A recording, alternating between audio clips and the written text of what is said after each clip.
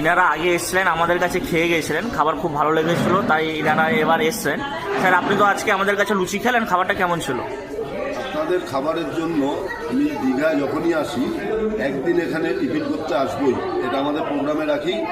এটাই তো আমাদের কাছে প্রাপ্তি। গতকাল আমরা এসেছিলাম, হ্যাঁ, আজকে জাস্ট টিফিনের জন্য শঙ্করপুর এসেছি। ধন্যবাদ। খাবারটা আমাদের খুব প্রিয়। ম্যাডাম, আপনার খাবারটা কেমন লেগেছিল?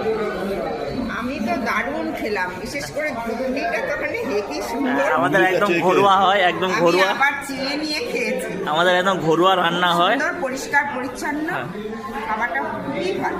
ধন্যবাদ। আমাদের স্টাফদের ব্যবহারও ভালো। ধন্যবাদ। আশা করবো আবার এলে আপনারা আবার আমাদের কাছে আসবেন। আবার আসবো এখানে। যতবার আসবো ততবার এখানে আসবো। থ্যাংক ইউ, আমরা এবার লাঞ্চ করবো এখানে। Thank you. অবশ্যই। আমরা চেষ্টা করব আরও যাতে ভালোভাবে পরিষেবা দেওয়া যায় আপনাদের, আমরা তার চেষ্টা করব।